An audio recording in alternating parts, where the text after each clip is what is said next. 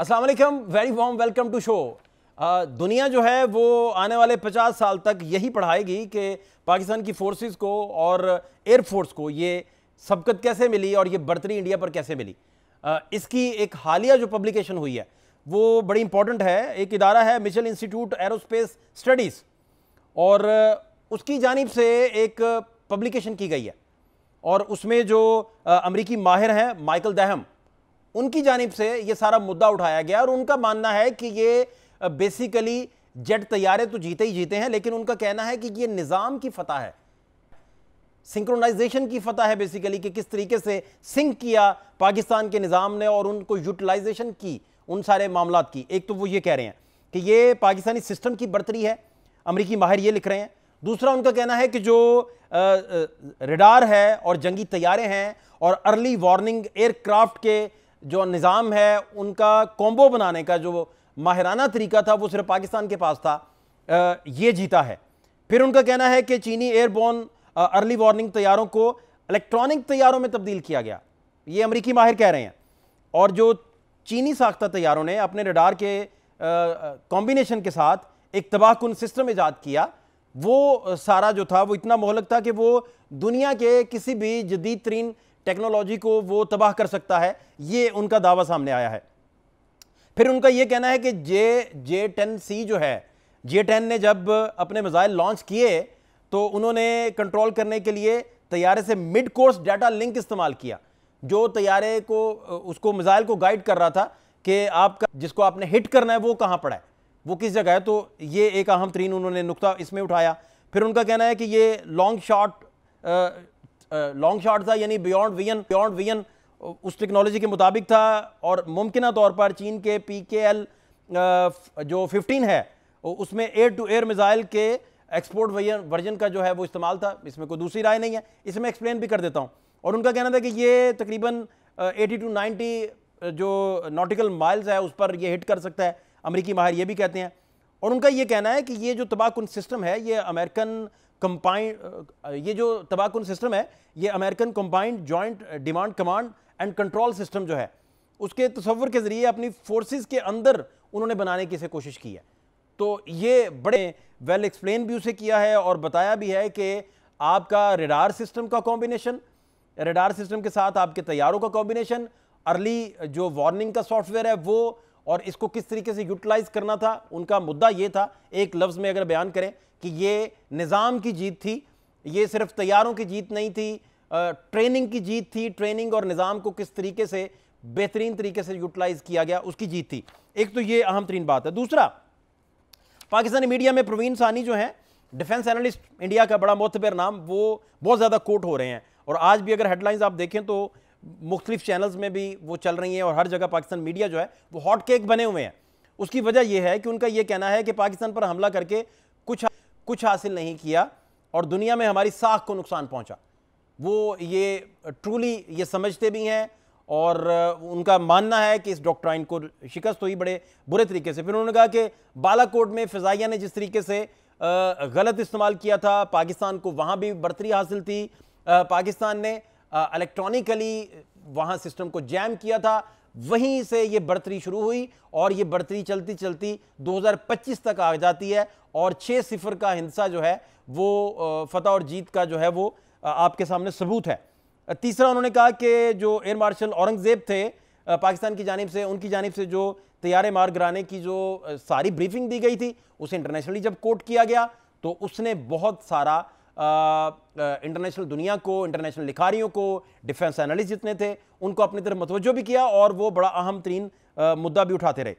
अगर भारत लड़ाई के लिए तैयार नहीं था तो उसे ये गलती करनी ही नहीं चाहिए थी। और ये प्रवीण सानी जो है इस हद तक नहीं रुके हुए, ये अब बता रहे हैं इंडियन नेशन को, वहाँ के लोगों को, वहाँ के और भी लिखारी बता रहे हैं कि जो J-35 का सफ़र है पाकिस्तान का वो किस तरह शुरू हो चुका है, वहाँ किस तरह नहीं है, वहाँ किस तरह डिस्कशन में हो रहा है। और उनका मानना है, प्रवीण सानी साहब का ही मानना है कि अगले 6 महीने के अंदर अंदर कन्वेंशनल वॉर पाकिस्तान इंपोज कर देगा इंडिया पे, क्योंकि उसे इतनी बर्तरी हासिल हो चुकी होगी और वो नाकाबिल तस्खीर हो जाएगा। ये तो उनके जो राइटर्स हैं, बल्कि उनके कहना मुनासिब भी नहीं है क्योंकि बड़ा बड़ा ये बैलेंस व्यू देते हैं हमेशा प्रवीण सानी साहब। तीसरा जो शशि थरूर हैं, शशि थरूर जो है वो आपको बड़े कंफ्यूज नजर आएंगे।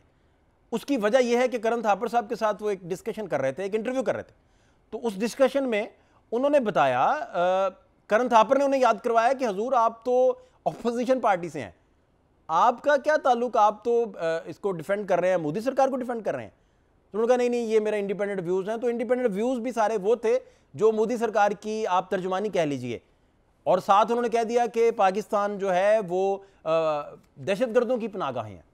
दहशतगर्दों की पनाहगाहें, आप जब पाकिस्तान पे इल्ज़ाम लगाते हैं तो पाकिस्तान का जो इंस्टीट्यूट ऑफ कॉन्फ्लिक्ट स्टडीज़ की रिपोर्ट है वो सिर्फ अप्रैल के महीने में, उसमें वो बता रही है कि हमलों में कितना इजाफा हुआ है, और अप्रैल में दहशतगर्दी के तकरीबन 77 हमलों में 70 से ज़ायद अफराद जो हैं, नाहक लोग जो हैं वो शहीद हो चुके हैं, और 35 शहरी और 31 सिक्योरिटी फोर्सेस के उसमें अरकान शामिल है। मार्च के महीने के मुकाबले में अप्रैल में दहशतगर्दी के हमले जो थे उसका तनासुब, बढ़ने का तनासुब 38% रहा। आप जब कह रहे हैं कि पाकिस्तान इस तरह कर रहा है, तो आप देखिए कि पाकिस्तान कितना बड़ा विक्टिम है इसका। अच्छा, दूसरा ये कह रहा है कि अप्रैल में तमाम दहशतगर्दों के हमलों में 73% हमले KPK में भी हुए, खैबर पख्तूनख्वा के कबायली इलाकों में और इसके अजला में 31 हमले हुए, जिसके नतीजे में 25 अफराद मारे गए। ये डाटा जो हम आपसे शेयर कर रहे हैं ये चंद दिन पुराना डाटा है, और अभी तो इसमें खुशदार शामिल नहीं है, बलोचिस्तान के मामला शामिल नहीं है। अच्छा, DI खान लकी मरवत में 7, बन्नू में 6 और टांग में दहशतगर्दी के 2 हमले रिपोर्ट हो चुके, रिपोर्ट कर रहा है। पेशावर में 4 हमले रिपोर्ट हुए, सवात, सवाबी, शांगला, बटग्राम, ये सारे वो लोग थे, ये सारे वो रीजन थे जो हमलों की जद में रहे। बलोचिस्तान में 16 हमले हुए, जिसमें 17 आम शहरी, 4 सिक्योरिटी एहलकार समेत 21 अफराद जो हैं वो शहीद हुए, 31 अफराद जख्मी हुए। अभी उसमें खुशदार आप शामिल कर लीजिए, उसमें वो सारे एरियाज शामिल कर लीजिए जो मुसलसल हिट हो रहे हैं। पंजाब में दहशतगर्दी में इजाफा देखने में आया, गुज़श्ता माह जो है वो 4 हमले रिपोर्ट हुए, सिंध में 1 दहशतगर्दी का हमला रिपोर्ट हुआ। ये तो इंस्टीट्यूट ऑफ कॉन्फ्लिक्ट स्टडीज़ जो डाटा मुरतब करता है, इसमें तो कोई इंकशाफ नहीं है ना, डाटा मुरतब है, जो वाक़यात हुए हैं वो सारा। अच्छा, इसमें जो एक और बात हुई जो ज़्यादा इंपॉर्टेंट है, अक़वाम मुत्तहिदा में पहलगाम के बाद, जंग के बाद, तैयारे गिरने के बाद पाकिस्तान के सफारती सतह पर बहुत बड़ी कामयाबी के बाद पहली दफ़ा इंटरेक्शन जब हो रहा है, और वहाँ की जो आपकी कौमी सलामती की का इजलास जब होता है यूनाइटेड नेशंस में, तो वहाँ पाकिस्तान ने इस मुद्दे को बड़े बेहतरीन तरीके से, भरपूर तरीके से उठाया। एक तो पाकिस्तान ने कहा कि दरियाओं को रोकने की जो कोशिश है आप इसे जंग के हथियार के तौर पर इस्तेमाल ना कीजिए, पानी ज़िंदगी है, और ज़िंदगी पे कोई भी जो है वो किसी लेवल पे भी कोई किसी तरह का कोई कंप्रोमाइज़ नहीं कर सकता। एक तो ये पाकिस्तान ने वहाँ कहा है जाके। दूसरा, पाकिस्तान ने कहा कि पहलगाम वाक़े की आप गैर जानिबदार तहकीक से क्यों भाग रहे हैं। आपको जब कहा था कि गैर जानिबदार तहकीक कर रहे हैं, फिर आपको ये कहा था कि हम उसकी मजम्मत करते हैं, और उस बड़े फोरम पर जो यूनाइटेड नेशंस का फोरम है वहाँ बैठ के भी पाकिस्तान ने उसकी मजम्मत की, क्योंकि पाकिस्तान विक्टिम है, पाकिस्तान रोज़ाना लाशें उठा रहा है, और जो स्पॉन्सर्ड आपका टेररिज्म है उसका वो शिकार है, जो आपको 2009 में बताया था, जो डोजियर दिया था यूसुफ रज़ा गिलानी साहब ने, जो जॉइंट रेजोल्यूशन भी आया था। अच्छा, आगे चलिए। भारत के बिलाश्ताल हमलों में जो है वो 40 पाकिस्तानी शहीद हुए और 121 जख्मी हैं। भारत मुसलसल दहशत गर्दों को जो है वो माली इमदाद फराम कर रहा है। ये जाके यूनाइटेड नेशन में पाकिस्तान आप कह रहे हैं। आप देखिए कि हालात किस कदर बदल चुके हैं कि वो बात जो जाफर एक्सप्रेस पे पाकिस्तान अपने मीडिया पे करता, और वो बात अब यूनाइटेड नेशंस में जाके हो रही है। और सबसे बढ़कर उनका मजीद कहना था कि खुशदार में, कहाँ ये बात हुई, यूनाइटेड नेशंस में, खुशदार में बस पर हमले में मासूम बच्चों की जो जानें गई हैं। भारत अच्छा हमसाया बनना चाहता है तो ये रियासती दहशतगर्दी बंद करे, पाकिस्तान मसले कश्मीर के पुरअमन हल का जो है ख्वाहां है। बहुत बड़ा ये स्टेटमेंट था सारा, ये सारा मामला। अच्छा जी, अब मैं आपको बताने लगा हूं कि इसके साथ जो लोकल लेवल पे मामला चल रहे हैं, जो लोकल लेवल पे मामला चल रहे हैं, ये तो आपको बता रहे हैं कि जंग के हालात के साथ साथ क्या चल रहा था, लेकिन लोकल जो पॉलिटिक्स है आपकी, जो यहाँ के दाखिली हालात हैं और जो पॉलिटिक्स का फ्लेवर डेवलप हो रहा है, वो बड़ा इंपॉर्टेंट है। उसमें आल पाकिस्तान वकला कन्वेंशन अगर होता है तो वो कहता है कि आप इमरान खान और सियासी कारकुनान को रिहा कीजिए। सलमान अकरम राजा सेक्रेटरी जनरल है तहरीक इंसाफ के, वो कहते हैं कि इलेक्शन में जो डाका डालने वालों को इस मुल्क में जमहूरियत कबूल ही नहीं है। उन्होंने बड़ा दो टोक स्टेटमेंट दिया। फिर जो शाह महमूद कुरैशी हैं, उनकी अभी भी वो एडमिट है, हॉस्पिटलाइज हैं, उन्हें कल ले गए कोट लखपत जेल में। वहाँ जज साहब ने पूछा कि इनको तो बुलाया नहीं है, इनकी हालत ख़राब है, तो आप क्यों ले आए हैं? तो जज साहब ने फिर डीएसपी साहब को कहा कि आप इसकी तहकीकात कीजिए, जब ये हमने बुलाया ही नहीं था तो इनको कैसे लाया गया। एक तो ये सूरत हाल है जो अपोजिशन की है। दूसरा, अपोजिशन जमात ही पीटीआई है जिसके 254 अरकान जो हैं उन पर फर्द जुर्म आयद हुआ 9 मई केसेस में, और गवर्नमेंट से आप जब बात करते हैं तो वो कहते हैं 9 मई पे जब तक ये नहीं आगे बढ़ेंगे माफ़ी नहीं मांगेंगे, हालात इसी तरह की इसी तरह ही रहेंगे। आखिरी बात जो करने लगे हैं वो आपसे, वो ये है कि फील्ड मार्शल का जो डिनर था उसमें भी अली अमीन गंडापुर जो हैं वो नहीं गए। तो फिर इस्तेहकाम, सियासी इस्तेहकाम और ये सारी चीज़ें जो हैं ये कैसे पनपेंगी और ये कैसे फ्लेवर डेवलप होगा कि सारे लोग मिल के चलें, क्योंकि जंग के बाद सारी चीज़ें तो हाई अलर्ट पे हैं। पैनल बड़ा मोतबर पैनल हमारे साथ होगा जी आज। अनवारुल हक काकड़ साहब हमें ज्वाइन करेंगे, साबिक प्राइम मिनिस्टर हैं, उनसे हम पूछेंगे इंडो पाक हालात भी, दीगर मामलात भी, इमरान खान साहब को लेकर भी बहुत सारी चीज़ें। इख्तियार वली साहब कोऑर्डिनेटर टू प्राइम मिनिस्टर हैं, उनसे हम यही जानेंगे कि भाई जंग तो चले हो गए मामलात, बहुत सारे जगहों पे हमने सबकत का जो सिक्का था वो भी रकम कर दिया, लेकिन आप बताइए कि अपोजिशन का क्या करना है, अपोजिशन के साथ मामला कैसे लेकर चलेंगे। और साबिक गवर्नर इमरान इस्माइल साहब हमारे साथ होंगे जिनसे हम स्पेसिफिकली यही पूछेंगे कि तहरीक इंसाफ जो है वो आगे कैसे बढ़ पाएगी, इमरान खान साहब कौन से ऐसे फैसले हैं जो नहीं ले पा रहे जो उन्हें लेने चाहिए। बहुत शुक्रिया जी, मेरे साथ साबिक प्राइम मिनिस्टर अनवारुल हक काकड़ साहब मौजूद हैं। सर बहुत शुक्रिया आपके कीमती वक्त के लिए। मैं जानना आपसे ये चाह रहा हूँ कि अभी प्राइम मिनिस्टर ऑफ पाकिस्तान जो हैं उन्होंने भी इंटरनेशनल दुनिया से इंटरेक्शन का आगाज़ किया है, अज़रबैजान जाएंगे, ईरान जाएंगे, तुर्किया जाएंगे। दूसरी तरफ इंडिया की जानिब से भी इस तरह का आगाज़ हुआ, लेकिन जो शशि थरूर हैं उन्होंने जो स्टेटमेंट दिया उनका कहना था कि पाकिस्तान जो है वहाँ पनाहगाहें हैं दहशतगर्दों की। तो आप सिर्फ अप्रैल का डाटा अगर देखें तो आप हैरान हो जाएंगे, बल्कि आप तो बिल्कुल आप बिल्कुल, बल्कि उस सेनेट में आपकी जो तकरीर थी बड़ी वो रुला देने वाली तकरीर आप कर रहे थे। और अप्रैल में दहशतगर्दी के तकरीबन 77 हमलों में 70 से ज़ायद लोग जो हैं वो शहीद हो चुके हैं, और बच्चों वाला सानहा जो है, जो सबसे बड़ा सानहा है, वो बिल्कुल आपके सामने है। क्या आप देख रहे हैं, फोर्स ही क्या कर पा रहे हैं जी काकड़ साहब? बहुत शुक्रिया शहबाज। देखें फाद, मैं आपको एक अर्ज़ करूं कि पाकिस्तान टेररिज्म का विक्टिम है। पाकिस्तान में न सिर्फ अप्रैल के माह में, अगर आप पिछले पूरी एक दिहाई को देख लें या 2 दिहाइयों को भी एक देख लें, तो एक तसलसल के साथ 90,000 से अब तो बहुत ज़्यादा उसकी तादाद बढ़ गई है। लोग, मासूम लोग, बेगुनाह लोग जो है ना इस टेररिज्म का शिकार हुए हैं, और इस टेररिज्म में जो विक्टिम बने हैं मासूम लोग, उसमें मोर और लेस बहुत बड़ा सिरा हमारे पास जो एविडेंस मौजूद है वो हिंदुस्तान की रियासत की तरफ जाता है, हिंदुस्तान के स्टेट एक्टर्स की तरफ जाता है। कुलभूषण यादव, एक छोटी सी मैं एग्जांपल दे देता हूँ आपको, कि वो कोई आरएसएस का प्रचारक नहीं था कि जी उसने आरएसएस के एक ट्रेनिंग कैंप से होता हुआ जो है ना फिर उसने कहा कि चलो बलूचिस्तान में चले जाते। वो रॉ का सर्विंग ऑफिसर था, and it's an act of war कि आप एस्पेनिज के लिए नहीं गए हैं। एस्पेनिज के लिए जाना भी शायद मेरी समझ में आता, हमारी तरफ से चले जाते हैं जासूस दूसरे ममालिक में, उनके हमारे तरफ आते हैं, कुछ निकल जाते हैं, कुछ पकड़े जाते हैं।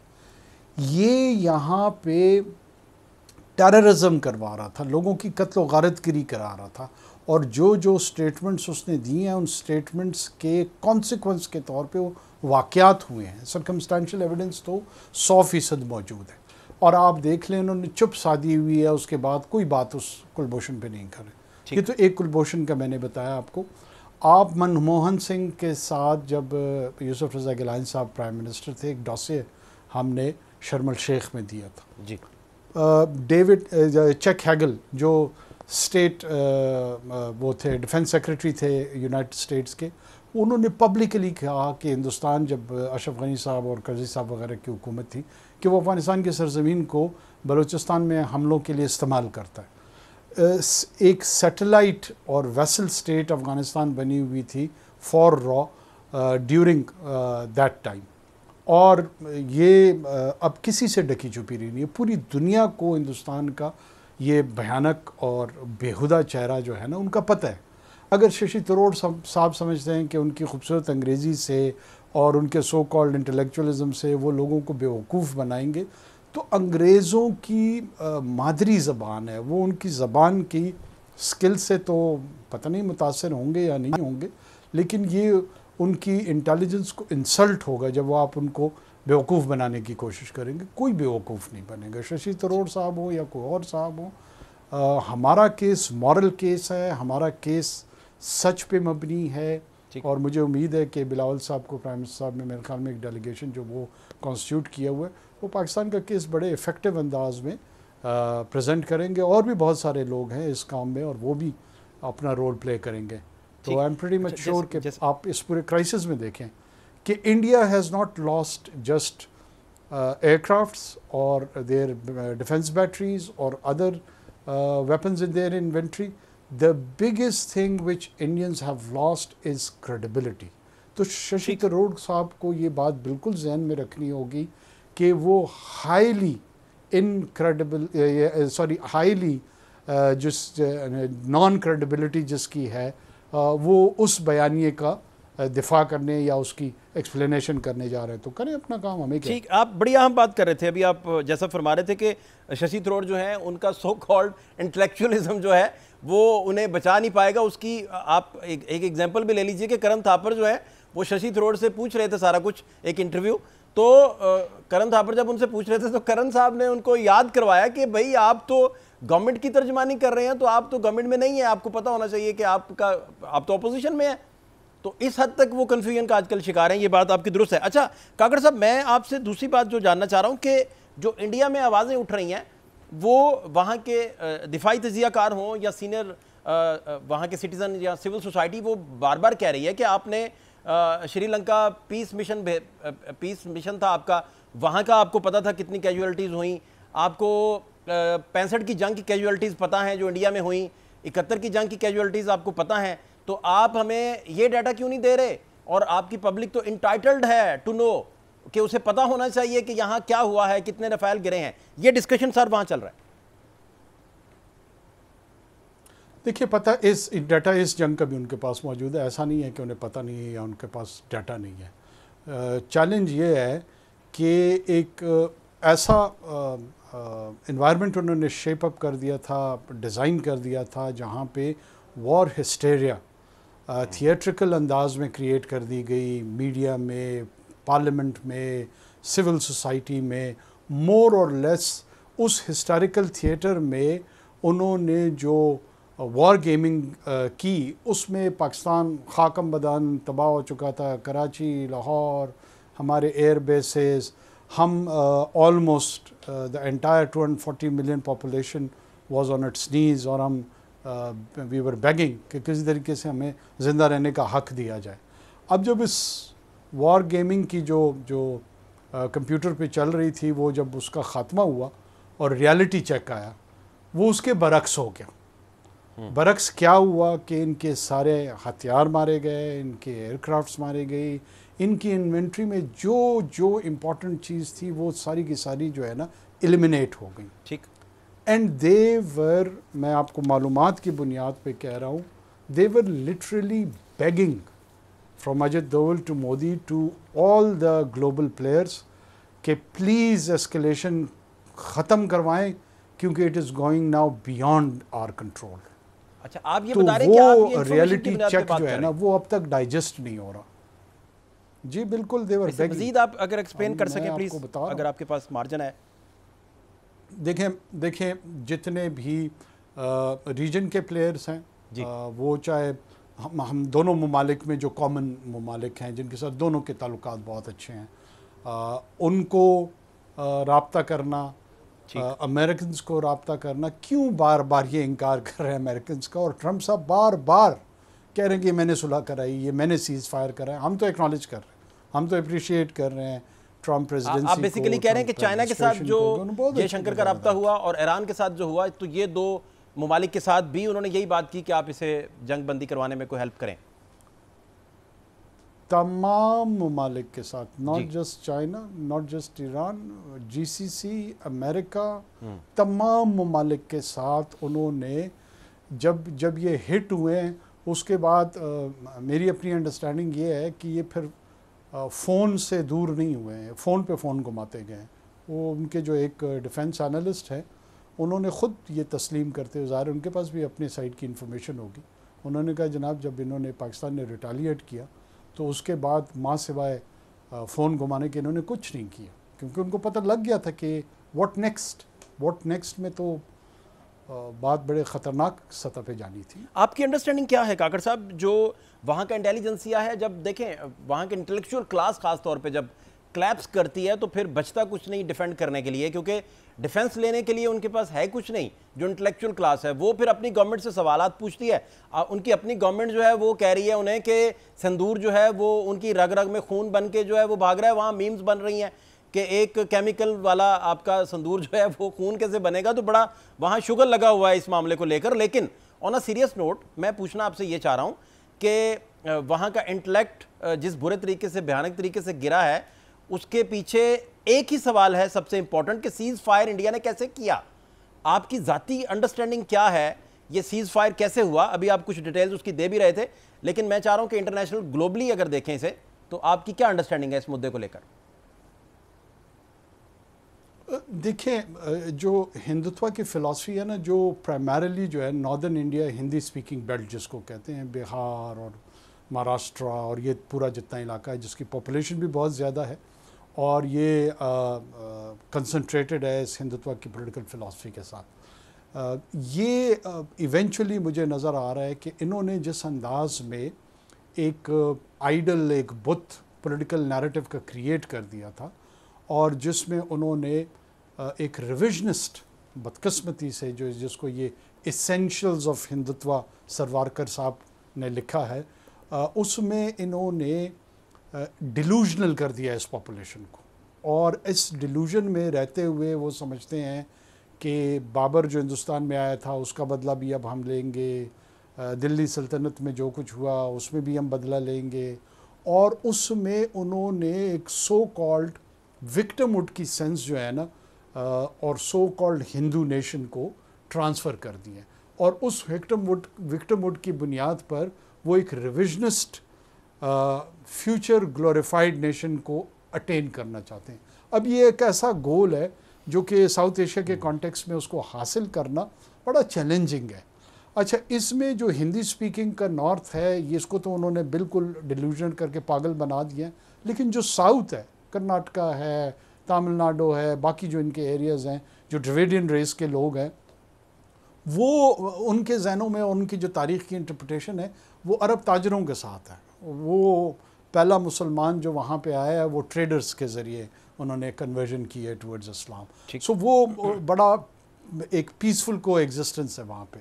और अगर आप देखें कि इनकी जो प्रोग्रेस है, चाहे इनकी सिलिकॉन वैली है, बेंगलोर और बाकी जितने एरिया हैं, वो सारे साउथ में है। और ये जो नॉर्थ है, ये तो अभी तक करोड़ों लोगों को बाथरूम नहीं प्रोवाइड कर सके हैं और चल पड़े हैं एशिया को डोमिनेट करने। इवेंचुअली मुझे लग रहा है कि जो साउथ के रेजिडेंट्स हैं वो ये सवाल ज़रूर उठाएंगे कि यार हमारे टैक्स पेयर्स का जो पैसा है ये सिर्फ इस हिंदुत्व की जो बेहुदापन है इसी पे अगर रहना है तो फिर ये अपने लिए कोई बंदोबस्त करें और शायद ये कोई पॉलिटिकल डिफरेंट या सेपरेट यूनियन के तौर पे आएँ और वो कहें कि जी हम अपनी ज़िंदगी ख़ुद गुजारते हैं, ये जाने और इनका पाकिस्तान सेंट्रिक अप्रोच जाने और चाइना के साथ लड़ाइयाँ जाने। हम तो कम से कम अपनी नस्लों की जो ज़िंदगी है उसको बेहतर करें, अच्छे स्टैंडर्ड ऑफ लिविंग में रहें और अपने लोगों का मुस्तकबिल ठीक करें। ठीक। अच्छा, अब काकड़ साहब मैं कुछ आपसे कोई पॉलिटिक्स के हालात भी जानना चाह रहा हूँ कि अली अमीन गंडापुर जो हैं वो इन्वाइटेड थे फील्ड मार्शल साहब की जानिब से जो डिनर दिया गया उसमें, लेकिन वो नहीं आए, वो स्किप कर गए। दूसरा, अभी आप अपोजिशन जमातों को कहाँ देख रहे हैं जो जंग के दिनों में बड़ा इत्तेहाद था आपस में और सारे इंडियन फ्रंट को लेकर बात कर रहे थे, उसी पे अपने स्टेटमेंट्स भी दे रहे थे, उसमें भी अब आहिस्ता आहिस्ता जारी बात है जब आप लोकल पॉलिटिक्स की तरफ वापस लौटेंगे, नॉर्मलाइज होंगे तो ये चीज़ें डोमिनेट होना शुरू हो जाती हैं। फिर आप कहाँ देख रहे हैं इमरान खान साहब की पॉलिटिक्स को, या आप देख रहे हैं कि ये एक सुनहरी मौका था, इस मौके पर गवर्नमेंट भी दिल बड़ा करके उनकी रिहाई का फैसला कर सकती थी, या इमरान खान साहब भी बहुत सारी चीज़ों पर एक कदम पीछे जाकर बहुत सारे फैसले ले सकते थे? आपकी अंडरस्टैंडिंग इस मुद्दे को लेकर सर? देखिए फाद, मेरा मेरा तो इस पर एक बड़ी कंसिडर्ड ओपिनियन है कि पाकिस्तान में जो है ना, आप ये ट्रांजिशनल डेमोक्रेसी है। याद रखें, लोग जो है ना हमें सोशल मीडिया पे भी गालियां बकते हैं, दूसरी तरफ भी जो है ना एक बहुत ही क्या कहते हैं कि रेडिकलाइज किस्म के व्यूज़ आपको उनका सामना करना पड़ता है। लेकिन कूल हेडेडली अगर आप इसको देखें, जितनी भी जमहूरियतें हैं ना, वो ट्रांजिशन से होते हुए सेटल डेमोक्रेसी की तरफ जाती हैं। ठीक। अगर आपने जमहूरी अंदाज में, जमहूरी तौर पर, माशरे के तौर पे, रियासत के तौर पे सर्वाइव करना है, उसमें एक किताब के रेफरेंस में आपको दूंगा, हाउ डेमोक्रेसी डाइज। ठीक है। जो एक मेन नुक्ता उस किताब का या थीम है वो ये है कि जब आप पॉलिटिकल अपोजिशन को पॉलिटिकल एनिमिटी में कन्वर्ट कर देते हैं ना, तो देन डेमोक्रेसी डाइज। अगर आप इसको ज़िंदा रखना चाहते हैं तो आप सियासी अपोजिशन को या मुखालफत को पॉलिटिकल दुश्मनी में ना बदलें। शॉर्ट ऑफ दैट आप जितना रहेंगे ना तो निज़ाम चलता रहेगा। हाँ, मैं तो आज भी ये समझता हूँ कि जो प्लेयर्स ये समझते हैं कि इस दुश्मनी में क्या होता है, दुश्मनी में एक फरीक हारना चाहता है, दूसरा फरीक जीतना चाहता है। हारना नहीं चाहता है, हार जाता है और दूसरा फरीक जीतता है। ये जो हार और जीत वाली वो है ना माइंडसेट, इसके तहत तो बड़ा मुश्किल हो जाएगा। अगर आपको एग्जिस्टेंस की तरफ, रिलेटिव नॉर्मलिटी की तरफ, आज की हुकूमत कल की अपोजिशन बन सकती है, आज की अपोजिशन कल की हुकूमत बन सकती है, अगर आप इन रेफरेंसेस के साथ, इन प्रिंसिपल्स के साथ खेलना चाहें तो निज़ाम बहुत बेहतर अंदाज में चलता रहेगा। और अगर आप उसको बिल्कुल अपसाइड डाउन चैलेंज करेंगे तो फिर तो आप कुछ भी जो है ना एक्सपेक्ट कर सकते हैं, which is not good for anyone, not for Pakistan. कहने का मतलब है कि इमरान खान आपको फिलहाल जेल में ही नजर आ रहे हैं। अगर मैं डायरेक्टली आपसे पूछना चाहूँ आपकी अपनी राय। देखिए मैं जी, अगर मुझे जो नज़र आ रहा है वो यही है कि जो भी उनको अगर रेमेडी मिलेगी ना तो वो कोर्ट्स से ही मिलेगी, जब भी मिली। और अदर देन कोर्ट्स किसी एडमिनिस्ट्रेटिव अरेंजमेंट के तहत रेमेडी मिलना, वो मुझे फ़िलहाल नज़र नहीं आ रहा। लेकिन हो भी सकता है, आप कोई चीज़ प्रेडिक्ट नहीं कर सकते हैं। लेकिन इस वक्त मेरी अंडरस्टैंडिंग ये है कि जो भी रेमेडी उनको मैसर आएगी वो थ्रू कोर्ट ऑफ लॉ ही होगी।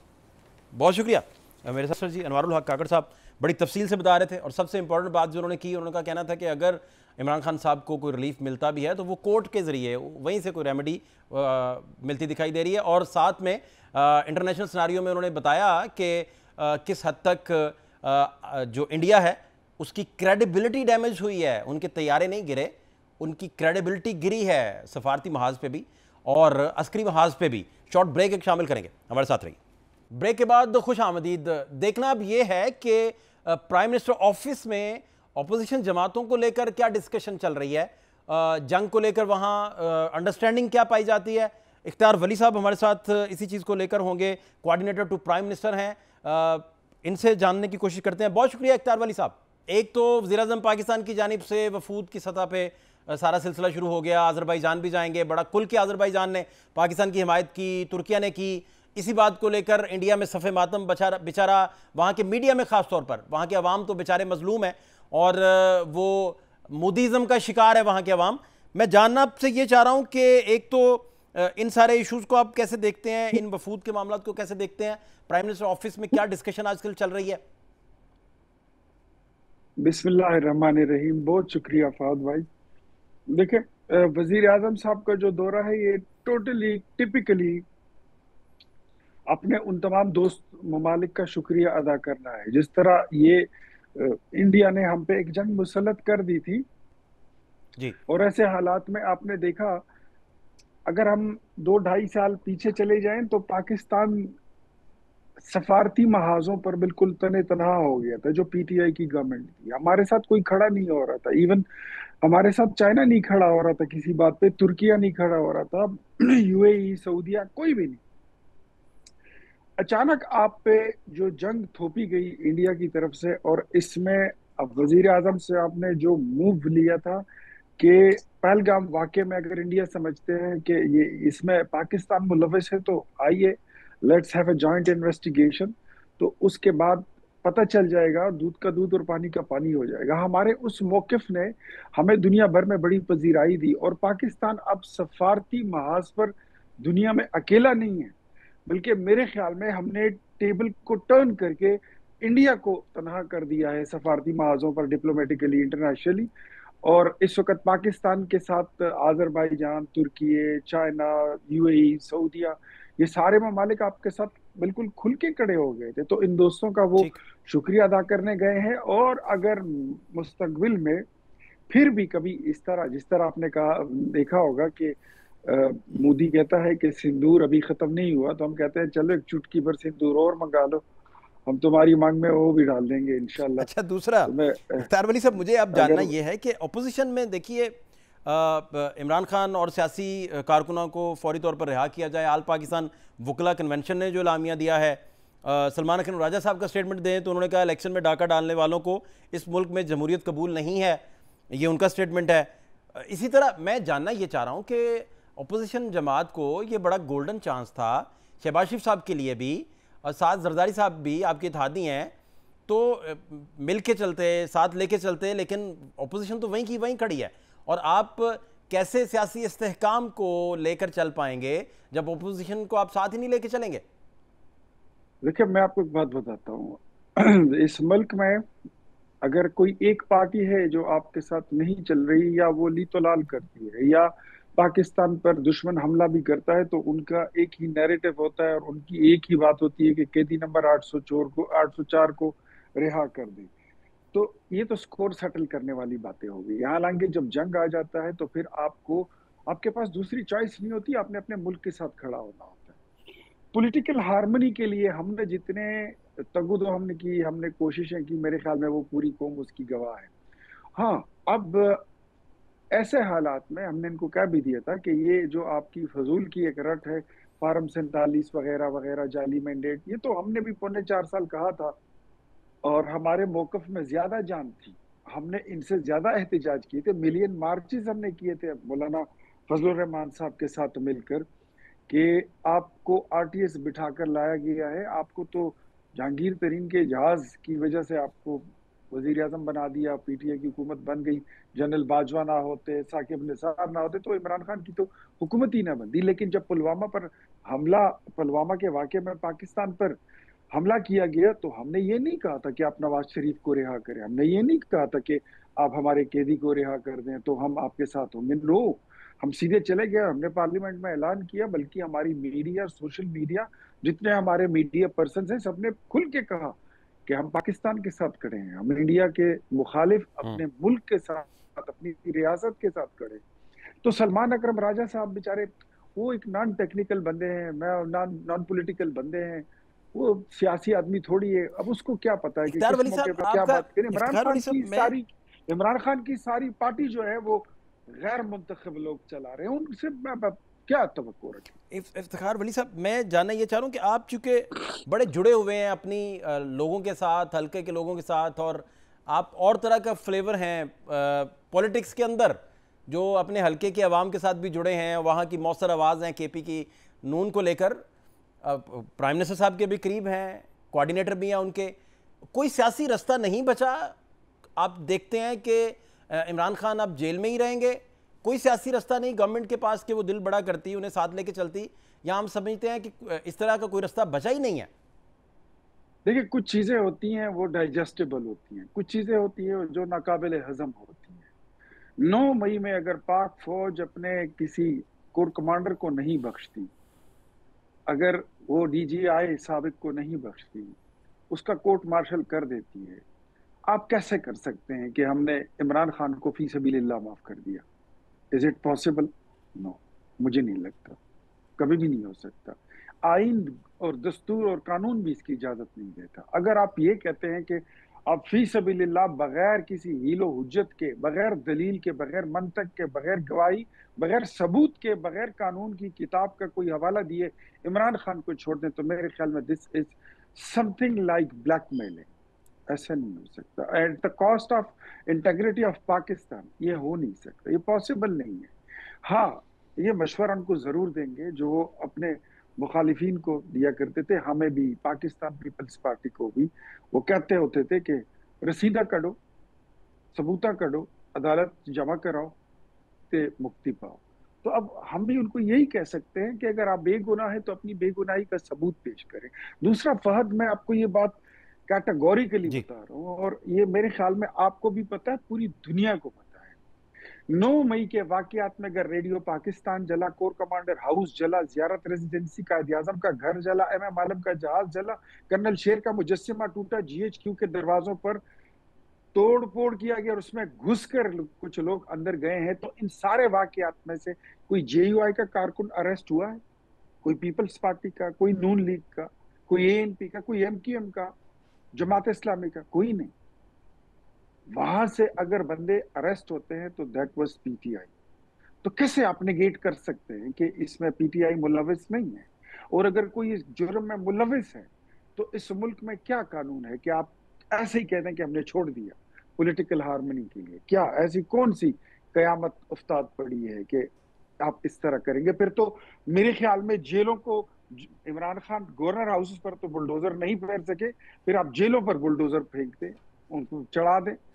फिर जितने ये दहशतगर्द हैं उनको भी छोड़ दें, जितने स्मगलर्स हैं उनको भी छोड़ दें, जो टेररिस्ट हैं उनको भी छोड़ दें, TTP, BLA, BRA सबको छोड़ दें। फिर तो फर्क ही कोई नहीं रहता मेरे ख्याल में। जब तक 9 मई का वाकया सेटल नहीं होगा, वो चीजें सेटल नहीं, अभी तक इमरान खान अपनी जिद और अना और अक्कड़ में है, और उसने अभी तक 9 मई पर माफी नहीं मांगी। बहुत शुक्रिया इख्तियार वली जी, बहुत करीबी साथी शहबाज शरीफ साहब के प्राइम मिनिस्टर ऑफिस में जो डिस्कशन हो रहा है उस पर बात कर रहे थे। और सबसे इम्पोर्टेंट बात जो प्राइम मिनिस्टर ऑफिस में हो रही है वो यही हो रही है कि शायद अपोजिशन को कोई माफ़ी नहीं मिलेगी, शायद अपोजिशन जो है वो इसी तरह दीवार के साथ लगी रहेगी, और गवर्नमेंट अपने काम कर रही है, वफूद भी जा रहे हैं, लेकिन अपोजिशन स्टिल बदस्तूर जेलों में भी है। और इससे बढ़कर भी आप ये देखिए कि 254 जो कारकुनान थे तहरीक इंसाफ के, उन पर कल फर्द जुर्म आयद हुआ जिना हाउस हमला केस में, यानी 9 मई को लेकर। एक ब्रेक शामिल करेंगे प्रोग्राम में, हमारे साथ रहिए। ब्रेक के बाद खुश आमदीद। ब्रेक से पहले आपसे डिस्कस कर रहे थे कि गवर्नमेंट अभी भी कहती है कि 9 मई सबसे बड़ा इंपॉर्टेंट इशू है, जब तक इमरान खान उस पर माफ़ी नहीं मांगेंगे गवर्नमेंट आगे बढ़ ही नहीं सकती। तहरीक इंसाफ एग्जैक्टली बंद गली में कितनी है, इमरान खान साहब का मुस्तकबिल क्या है, इमरान खान साहब के जो करीबी दोस्त हैं वो आज उन्हें क्या मशवरा देना चाहेंगे, इसी हवाले से इमरान इस्माइल साहब साबिक गवर्नर हैं हमारे साथ मौजूद है, इमरान खान साहब के करीबी साथी हैं, उन्हीं से जानते हैं। बहुत शुक्रिया इमरान इस्माइल साहब टाइम देने के लिए। मैं जानना ये चाह रहा हूँ कि अभी भी जंग का माहौल था, सारे इकट्ठे थे, इंडियन फ्रंट को लेकर सारे डिस्कशन भी कर रहे थे, बयानात भी दे रहे थे, पूरी कौम जो है वो इत्तेहाद के साथ चल रही थी। मैं जानना ये चाह रहा हूँ कि इस तरह के मौक़ों पे गवर्नमेंट के एंड पे भी बहुत सारी जगहों पे दिल बड़ा करने की ज़रूरत होती है, गवर्नमेंट ने साथ लेके चलना होता है, ऑपोजिशन भी बहुत सारी चीज़ें सोचती है, कोई 2-2 कदम पीछे लेते हैं सारे। तो एक गोल्डन अपॉर्चुनिटी बनी थी कि इमरान खान साहब शायद बाहर आ जाते या रिहाई पा जाते या कुछ तो तय हो जाता, लेकिन सर ऐसा हुआ कुछ नहीं। आपकी दानिश में मामला कहाँ रुका हुआ है, या आपका क्या मशवरा है तहरीक इंसाफ को कि क्या करना चाहिए उसे?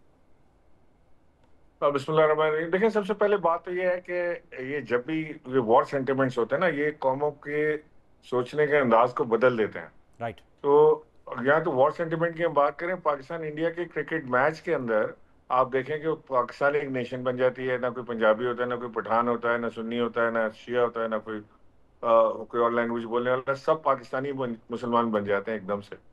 तो वो पूरा पाकिस्तान साथ खड़ा हो जाता है।